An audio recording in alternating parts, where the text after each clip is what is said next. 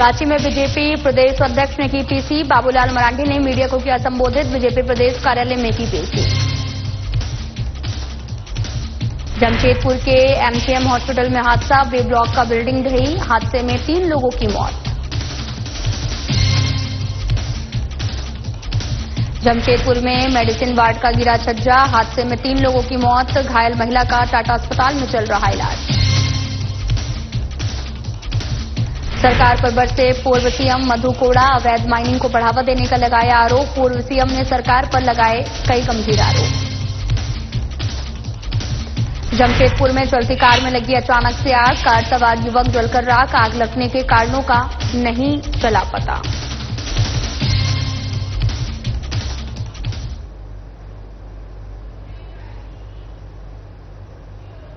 नमस्कार, मैं हूं आपके साथ अंकिता पाल। बुलेटिन की शुरुआत करते हैं। झारखंड प्रदेश कांग्रेस कमेटी द्वारा 6 मई को आयोजित की जा रही संविधान बचाओ रैली की तैयारियां जोरों पर हैं। रांची के ऐतिहासिक पुराने विधानसभा मैदान में संविधान बचाओ अभियान के तहत आयोजित इस रैली में कांग्रेस के राष्ट्रीय अध्यक्ष मल्लिकार्जुन खड़गे और साथ ही महासचिव केसी वेणुगोपाल ने शिरकत की है। लिहाजा झारखंड कांग्रेस 6 मई की रैली को ऐतिहासिक बनाने में कोई कोर कसर नहीं छोड़ना चाहती। इस बीच कांग्रेस की संविधान बचाओ रैली पर बीजेपी ने गंभीर आरोप लगाया है। भारतीय जनता पार्टी के प्रदेश अध्यक्ष बाबूलाल मरांडी ने प्रदेश कार्यालय में प्रेस कॉन्फ्रेंस कर कांग्रेस के संविधान बचाओ रैली को जुमलेबाजी करार दिया है। आइए सुनते हैं क्या कुछ कहा है।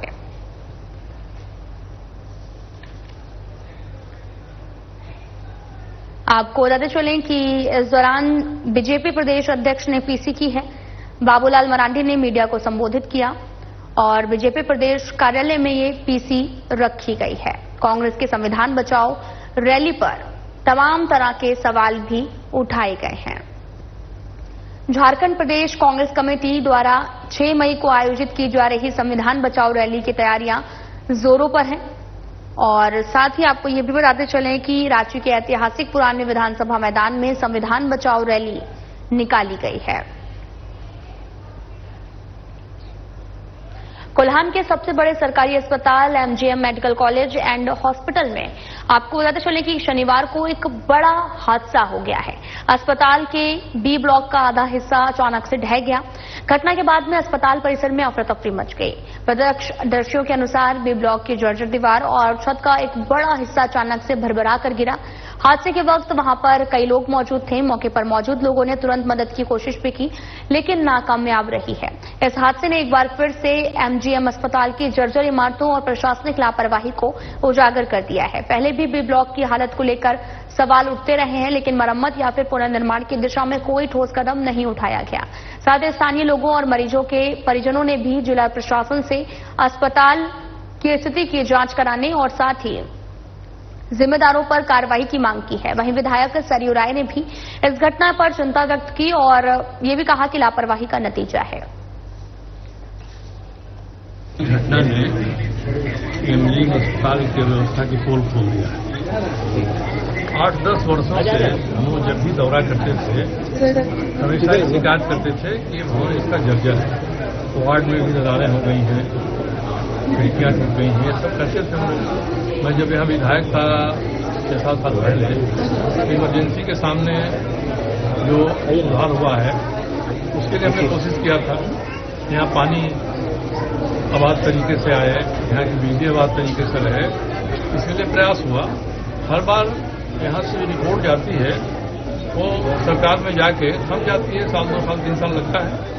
भवन निर्माण विभाग के ऊपर है पूरे इस बिल्डिंग की स्थिति का जायजा लेकर कहाँ मजबूत है कहाँ कमजोर है देखना है।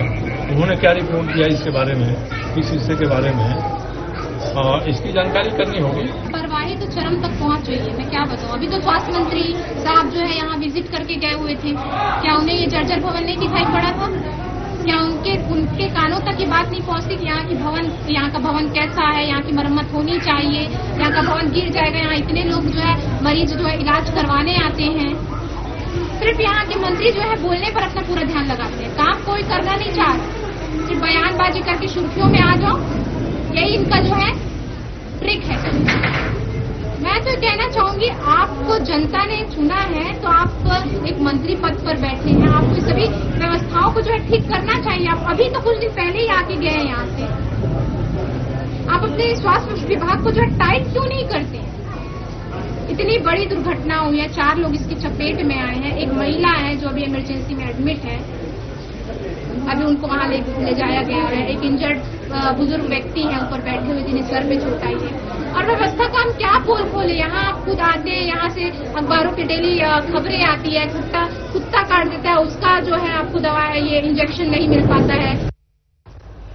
जमशेदपुर में एमजीएम अस्पताल के मेडिसिन वार्ड का छज्जा गिर जाने से 3 लोगों की मौत हो गई है, जबकि एक महिला को रेस्क्यू कर बचाया गया है। बेहतर इलाज के लिए उसे टाटा अस्पताल में भर्ती कराया गया। राज्य के शिक्षा मंत्री समेत झारखंड मुक्ति मोर्चा के तमाम विधायक और साथ ही आपको बताते चलें कि एमजीएम अस्पताल पहुंचे और घायलों से भी मुलाकात की।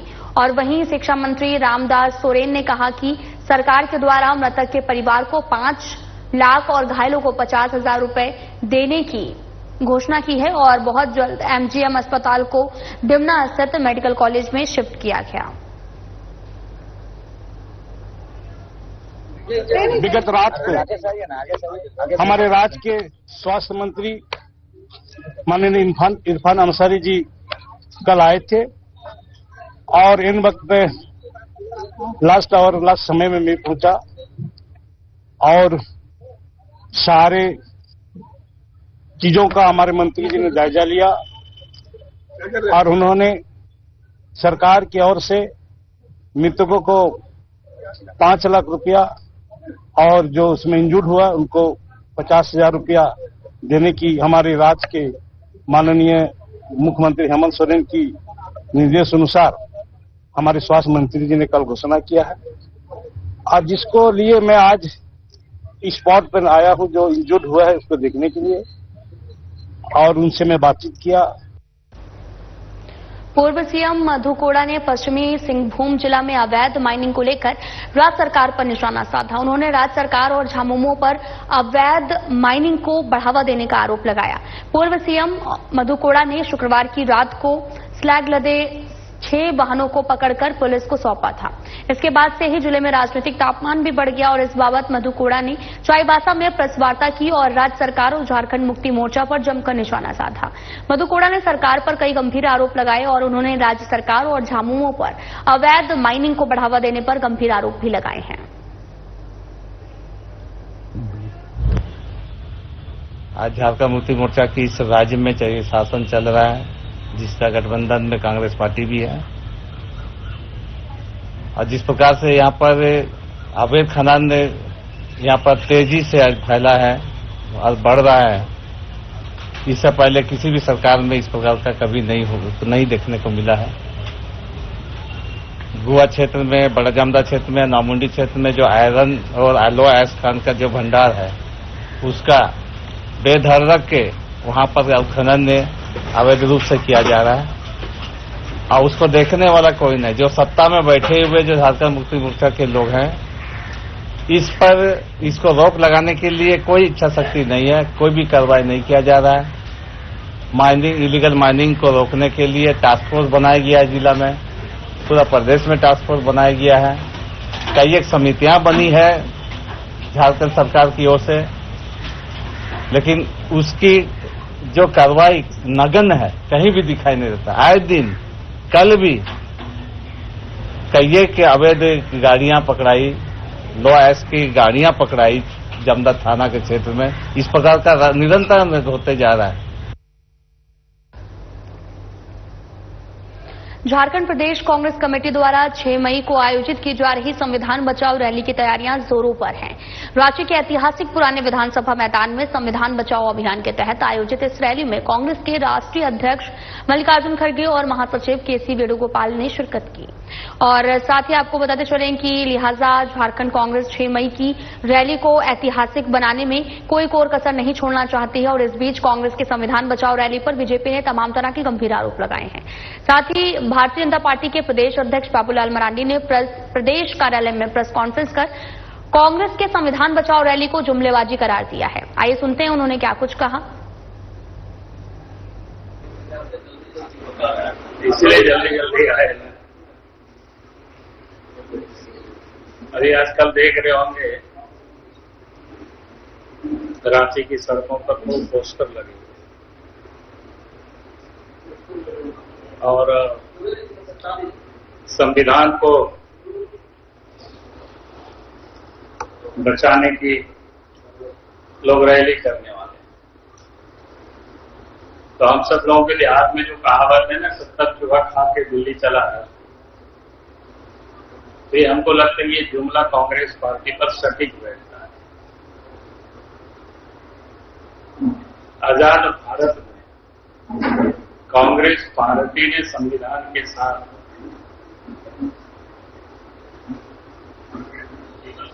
जो अन्याय किया है, या उसको कह सकते हैं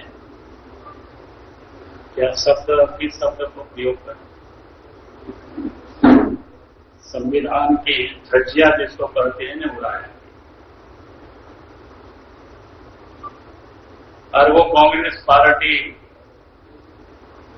पिछले 1-2 वर्षों से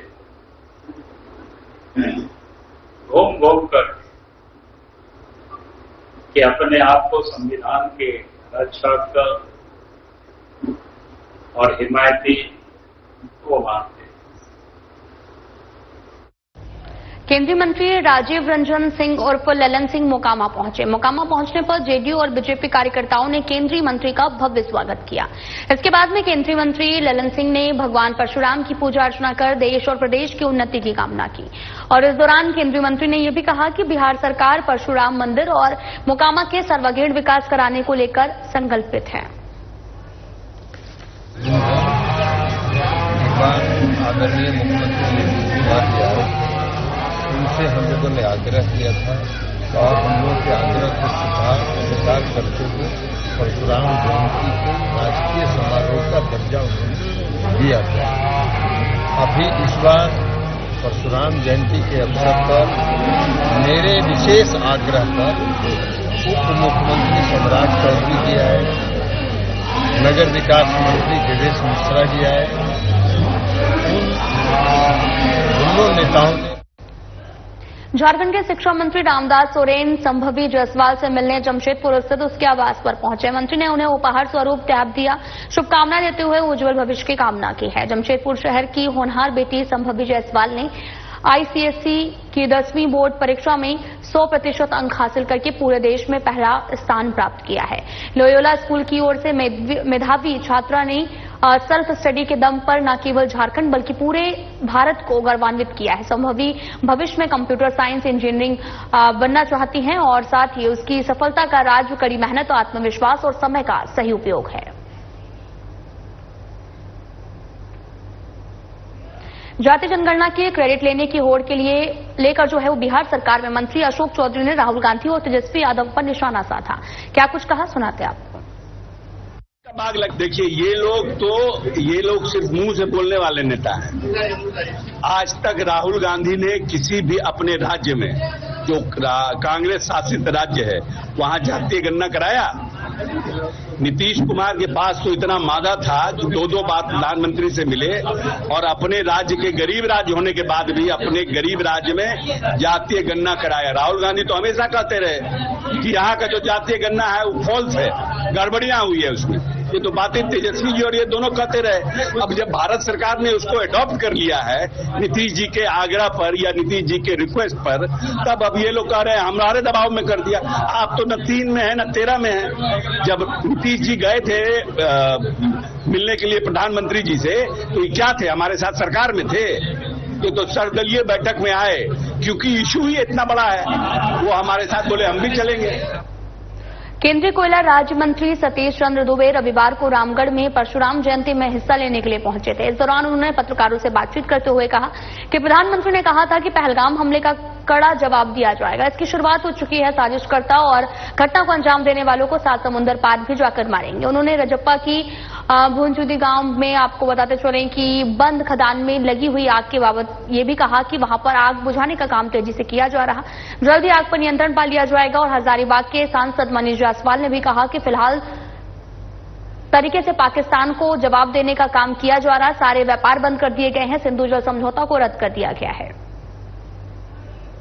लक्ष्य के हिसाब से कम है हमारा, लेकिन हम ये कह सकते हैं कि इतिहास में पहला बार सबसे अधिक हमने कोल निकालने में प्रयास किया है और सफलता पाई। सर एक सवाल और है सर कि स्थानीय लोगों को 75% यहाँ आउटसोर्सिंग कंपनियों में रोजगार दिया जाना है, उसका सर अनुपालन नहीं हो रहा है। कल भी एक आंदोलन बड़का सियाल में हुआ था सर, इसको लेकर। आंदोलन जो लोकतंत्र है, इसमें आंदोलन कभी खत्म नहीं होता है, लेकिन प्रयास होता है कि कानून और नियम के तहत हम काम करें। सर एलओसी पे बराबर पाकिस्तान सीज फायर का उल्लंघन कर रहा है, क्या कहेंगे आपके? देखिए बहुत मजबूती से आदरणीय प्रधानमंत्री जी ने जवाब देने की बात कही है, चाहे वो साजिशकर्ता हो, चाहे वो आयोजन पूर्वक आके घटना का अंजाम दिया हो, चाहे वो 7 समुद्र पार क्यों न हो, बचेगा नहीं। मजाक नहीं है, तैयारी से उसको ये करना रहता है।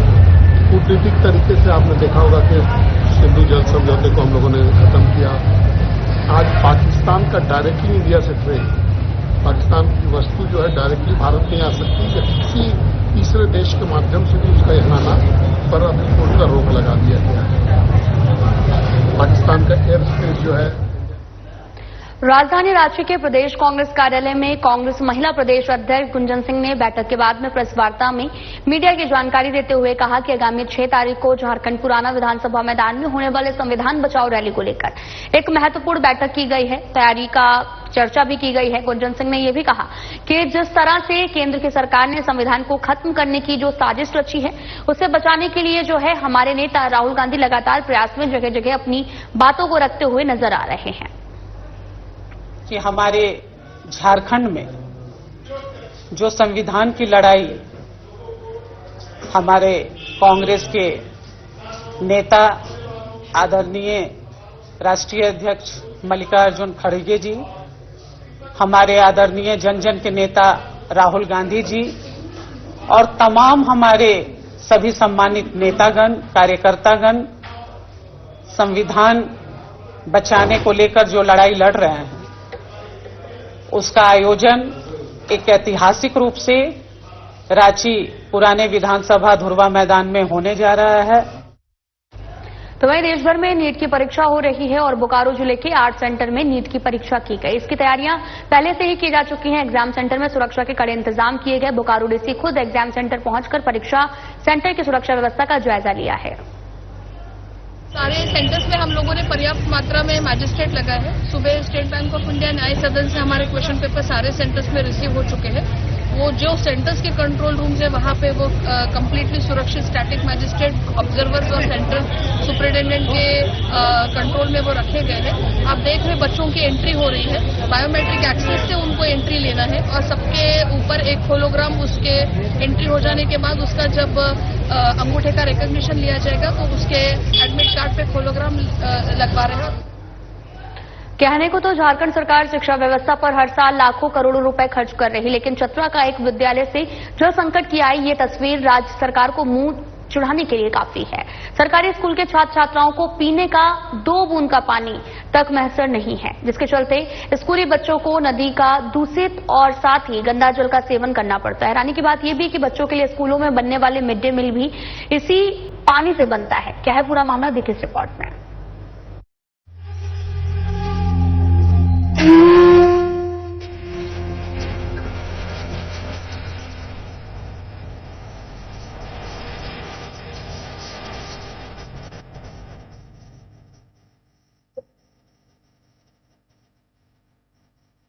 झारखंड सरकार में सरकारी स्कूल को बच्चों में 2 बूंद पानी तक मैसर नहीं है। 8 साल में झारखंड सरकार प्यास बुझाने तक में नाकाम रही है। सबसे पहला चतरा जिले से आई ये तस्वीर देखिए। कुंदा प्रखंड के नवादा पंचायत के सिंदूरी गांव के उत्क्रमित मध्य विद्यालय आज तक स्कूली बच्चों में 2 बूंद पानी मैसर नहीं हुआ। पेयजल आपूर्ति विभाग की ओर से भले ही स्कूल कैंपस में एक चापानल लगा दिया गया हो, लेकिन इस चापानल से 1 बूंद भी पानी नहीं निकलता। चतरा से बीजेपी सांसद कालीचरण सिंह और चतरा विधानसभा क्षेत्र के एलजेपी रामविलास पार्टी के विधायक जनार्दन पासवान को सिंदूरी स्कूल के बच्चों की ये बेबसी जरूर देखनी होगी। झारखंड की अबुआ सरकार के इस क्षेत्र में बूंद बूंद पानी के लिए स्कूली बच्चे तड़प रहे हैं। सरकार ने हर घर पानी पहुंचाने का दावा किया था, लेकिन यहाँ तो सिंदूरी स्कूल के बच्चों को पास के ही नदी में जाकर गंदा पानी के सहारे प्यास बुझानी पड़ रही है, जिससे उनकी सेहत के साथ खिलवाड़ किया जा रहा है। जो बच्चे कभी भी गंभीर बीमारी की चपेट में आ सकते हैं। पानी के बिना तो बहुत दिक्कत का सामना करना पड़ता है। इस समय गर्मी का मौसम में तो और ज्यादा है। ऐसे तो ज्यादा और बरसात में नदी में पानी रहता है तो काम चल जाता है मेरा, और नदी का ही पानी नसीब है। यहाँ तो चापाकल एगो था भी तो भी सक्सेस नहीं है, गाड़ा गया है लेकिन सक्सेस नहीं हुआ, पानी नहीं चला। इस ढंग से एमजीएम बनाने में और बच्चे लोगों को पानी पीने में बहुत काफी परेशानी होती है। कहाँ से पानी आता है? ये विभाग को तो जानकारी दिए हैं। सोशल ऑडिट के दौरान आया था तो हम एक बार लिख के दिए, फिर विभाग में वहाँ बीएससी ऑफिस में रिसीविंग में मेरे पास आया। तो अभी तक तो ऊपर से पहल ना हुआ है तो हम क्या कह सकते हैं। साहब भी यहाँ आए, इंजीनियर साहब भी आए थे। वो चापाकल जब बन रहा था 8-10 दिन पहले, तो मैंने 2 बाल्टी पानी चला, उसके बाद तो फिर नहीं चलता है, ड्राई है वो। तो उसमें बच्चे अभी कहाँ से पानी लाते हैं? बच्चे अभी पानी नदी का भी लाते हैं और नदी वाला खत्म होता है तो उधर कुआं से भी लाते हैं। ये तो डी बोरिंग नहीं हो रहा है यहाँ पर। हम लोग बहुत दिनों से नदी का पानी पीते हैं। बरसात आता है तो हम लोग घर से पानी लाते हैं। यहाँ पर पानी का डर रहता है। यहाँ पर बहुत लोग गड्ढा तरफ से है, जिसकी वजह से सिंधी गांव में हम लोग को बहुत तकलीफ होता है। स्कूल हम लोग सपना सजाते हैं लेकिन हम लोग का सपना नहीं पूरा होता है। हम लोग के बहुत तकलीफ हो रहा है। यहाँ पर डी बोरिंग कराने के लिए बोल रहे हैं तो नहीं हो रहा है। हम लोग नदी से पानी पीते हैं। हम लोग के घर तरफ एक कुआं है, उसी वजह से मानते हैं। बरसात में कुआं रहता भरा हुआ था, इस वजह से आते हैं। नहीं तो यहाँ पर पानी नहीं है। डी बोरिंग कराने के लिए बोल रहे हैं तो बहुत सारे आते हैं। 4 रोज के बाद पहले बना के गए थे लेकिन अब पानी नहीं गिर रहा है चक्कर में। हम लोग बहुत दिन से बोल रहे हैं लेकिन हम लोग की बात कोई नहीं सुनता है। सिंदरी स्कूल है तो सिंदरी स्कूल में पानी की व्यवस्था, ये नदी है, नदी से लेकर रहा है तो क्या करिए? खिदोर मिदोर लेके खाना बनाते हैं या फिर ओकरे से हाथ धोता है, ओकरे से फिर पीता है तो सर्दी खोखी धर लेता है तो बीमार पड़ जाता है। यहाँ पानी का कोई सुविधा है कि नहीं? पानी की यहाँ सुविधा है या ना है तो सर स्कूल ने देगा चक्कल तबे न सुविधा आखिर होगा। बच्चा कहाँ का पानी पीता है? बच्चा कहाँ पीगा? आखिर चक्कल रहेगा तबे न, तो नदिया से न पिया रहा है। तो आप लोग कब से ये नदी का पानी से खाना बनाते हैं? नदी से कब जहना से रसोईया बन रहा है तहना से नदी से पानी पिया रहा है। अगर नदी में पानी सूख गया तब कहाँ तो से पानी सूख गया तो फिर वही जने तने से चुंगार चुंगार के मान के खाना बना रहा है।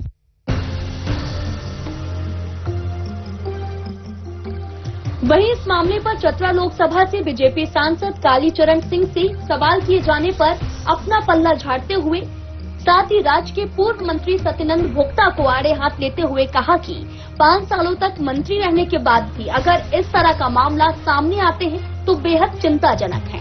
आगे उन्होंने कहा कि देश की आजादी के इतने सालों बाद भी अगर इस तरह का दृश्य सामने आ रहा है जो कि बेहद दुर्भाग्यपूर्ण है। आगे उन्होंने ये भी बताया कि ये मामला हमारे संज्ञान में अब तक नहीं आया था। हालांकि अभी मीडिया कर्मियों के माध्यम से हमें जानकारी मिली जिसको लेकर हम वहां पर चापानल लगवाने का प्रयास करेंगे। जानकारी मेरी नहीं है लेकिन आप जब ये बता रहे थे मेरे संज्ञान में आया है। बड़ा दुर्भाग्य है कि देश की आजादी के इतने बाद भी अगर पानी पीने की व्यवस्था नहीं बन पाया है सुदूर गांव में, जबकि यहाँ के जनप्रतिनिधि पीएचडी मिनिस्टर भी रहे हैं, यहाँ के जनप्रतिनिधि लगातार मंत्री रहे, इसके बावजूद भी नहीं हुआ तो ये बड़ा दुर्भाग्यपूर्ण है। मैं पता करता हूँ और किसी भी परिस्थिति में मैं प्रयास करूंगा कि वो चाहे हमारे फंड से हो, चाहे विधायक के फंड से हो या किसी के या डिप्टी कमिश्नर से कह करके किसी को चापाकल गड़वाने का, ताकि वो बच्चे पानी शुद्ध पी सकें और भोजन की व्यवस्था जो उनका विद्यालय में बनता है वो चापानल के पानी से हो, ये मैं प्रयास करूंगा।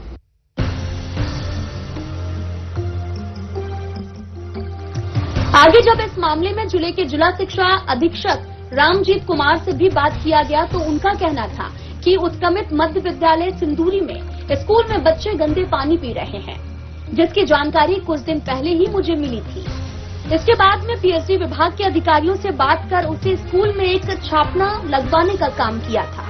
लेकिन अभी वर्तमान में आपके माध्यम से जानकारी मिली है कि सिंदरी स्कूल के बच्चे एक बार फिर से नदी का पानी पीने को मजबूर हो गए हैं, जिसको लेकर मैं गंभीर रूप से आज ही जिले के उपायुक्त के साथ में बैठक कर इस मामले पर विचार कर जल्द से जल्द एक चापानल लगवाने की बात कही है।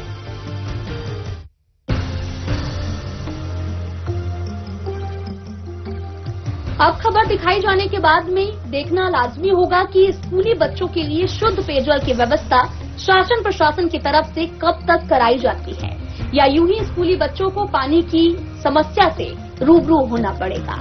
साधना प्लस ब्यूरो रिपोर्ट।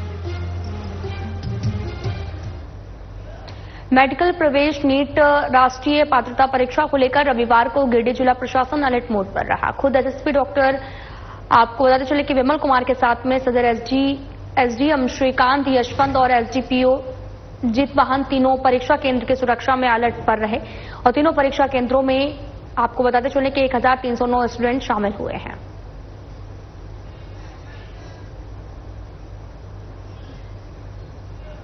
फिलहाल बुलेटिन में इतना ही। नमस्कार।